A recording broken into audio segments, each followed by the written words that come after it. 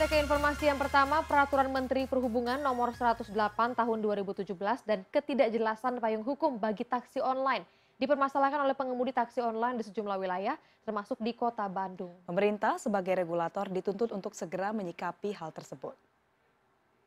Keberadaan taksi online di Kota Bandung masih menyimpan masalah, sebab sejumlah pihak dirasa tidak serius menyikapi hal ini. Ketidakjelasan payung hukum misalnya membuat masalah taksi online menjadi polemik. Sementara itu, di Kota Bandung, organisasi pengemudi online Satu Komando atau Posko lebih memilih jalur lobi untuk mencari solusi terkait dengan permen yang dikeluarkan oleh Kementerian Perhubungan tersebut. Jadi yang saya harapkan dari pemerintah sendiri selaku pihak regulator itu adanya sebuah keseimbangan di mana aturan-aturan ini diberlakukan tidak dengan menggunakan sistem lama terhadap para pelaku transportasi online ini gitu. Jadi saya harapkan juga pemerintah itu membuat regulasi itu yang jauh lebih matang lagi gitu. Aksi yang akan dilakukan di Jakarta mendapat dukungan dari pengemudi taksi online di Kota Bandung sebagai wujud solidaritas. Tuntutan yang paling utama adalah jaminan keselamatan pengemudi taksi online ketika mencari nafkah di jalan yang berwujud undang-undang atau payung hukum yang jelas. Ya sebenarnya kita ingin juga sih berbadan hukum gitu ya. Cuma ingin ada tanggung jawabnya dari pemerintah gitu. Kan kita pasang stiker online itu pasti ada plus minusnya gitu. Di sini masih banyak zona merah. Jadi kalau kita masuk situ ya otomatis kita ketahuan dan pasti hancur lah mobil kita kalau kena ojek pangkalan di situ. Jadi misalnya nggak apa-apa sih pakai stiker, tapi kita dikasih garansi gitu buat keselamatan kita gitu. Diharapkan pemerintah tidak saling melempar tanggung jawab dalam hal ini. Adapun polemik tentang taksi online melibatkan sejumlah pihak, mulai pemerintah daerah hingga pemerintah pusat. Kiki Haryadi, Bandung.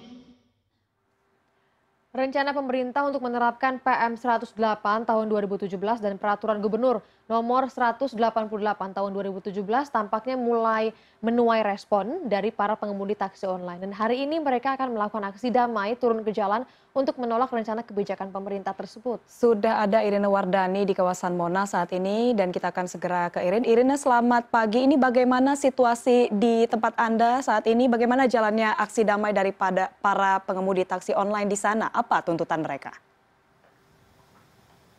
Ya, selamat pagi Daniar dan Fani. Seperti dilihat di belakang saya, pihak kepolisian baru saja selesai mengatur atau melakukan SOP pengamanan standar yang biasa dilakukan dalam menangani unjuk rasa.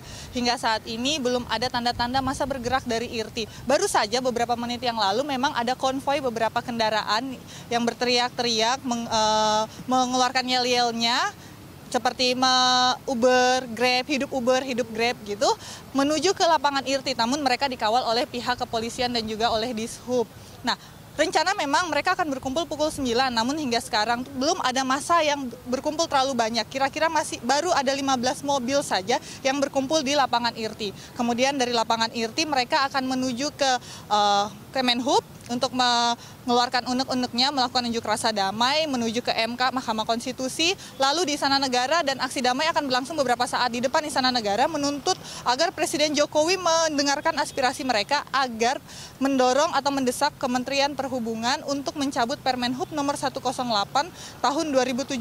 Memang dalam Permenhub 108 tahun 2017 yang selesai dibahas di bulan Oktober 2017 ini dan akan diberlakukan di tanggal 1 Februari 2018 mendatang, ada 4 poin yang dirasa memberatkan para pengemudi taksi online. Antara lain adalah diberlakukannya uji KIR bagi para pengemudi taksi online, kemudian adanya SIM khusus sebagai identitas pengemudi taksi online, kemudian pembatasan kuota di tiap wilayah akan ada dibatasi yang sampai sekarang masih dalam pembahasan berapa jumlah sebenarnya yang akan dibatasi di tiap wilayah jumlah pengemudi taksi online.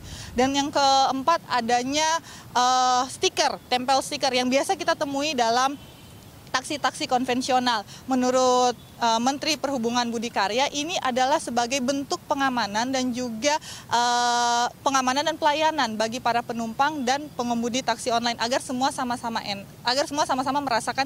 merasakan hak yang sama antara pengemudi taksi online, pelanggan dan juga taksi konvensional, sehingga tidak ada rebutan jatah istilahnya dari Budi Karya, jatah dari penumpang. Daniar, Fani. Ya, Irina, kita tahu bersama bahwa nampaknya massa belum bergerak, tapi kita tahu bahwa sudah ada pengamanan SOP yang kemudian diberlakukan di sana.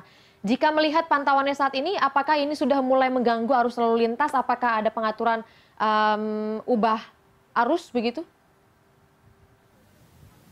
Iya, dari pihak kepolisian sendiri yang juga dibantu oleh aparat TNI menerjunkan sekitar 25 kompi pasukan yang totalnya sekitar 700 lebih personil yang akan mengatur lalu lintas, menjaga beberapa titik-titik yang memang seperti kita ketahui ini adalah titik-titik ring 1 ya. Tapi tidak ada pengalihan arus lalu lintas karena menurut dari Kombes Pol Roma Huta Julu selaku Kapolres Jakarta Pusat tidak akan ada pengalihan arus lalu lintas karena massa yang akan melakukan unjuk rasa selalu dihimbau untuk tertib dan tepat waktu, artinya mereka harus bubar sebelum pukul 4 sore. Begitu. Nah, walaupun kemudian ada persiapan-persiapan seperti adanya barakuda dan juga water cannon, itu sebagian dari SOP pengamanan unjuk rasa yang memang selalu diberlakukan dalam setiap unjuk rasa yang akan dilakukan oleh masyarakat, Fani dan Niar. Baik, terima kasih Irin untuk laporan sementara Anda langsung ya dari lokasi rencananya akan dilakukan aksi damai oleh driver dari taksi online. Nah, kalau kita bicara soal ini, masa aksi yang dikabarkan memang berjumlah ribuan, tapi memang kita belum ketahui bersama dari mana mereka bergerak, dari mana mereka sudah berkumpul. Tapi yang paling pasti mereka menuntut pembatalan aturan Menteri Perhubungan nomor 108 tahun 2017 tentang penyelenggaraan angkutan orang dengan kendaraan bermotor umum tidak dalam trayek. Dan berikut kami hadirkan sejumlah poin dari Peraturan Menteri Perhubungan nomor 108 tahun 2017. Menteri Perhubungan Budi Karya Sumadi menegaskan Peraturan Menteri Perhubungan nomor 108 tahun 2017 yang mengatur tentang taksi daring harus tetap berjalan. Terkait ada yang merasa terjadi ketidakadilan, menurut Budi Karya, pihaknya sangat berhati-hati merespon keinginan dari pengelola taksi konvensional dan taksi online.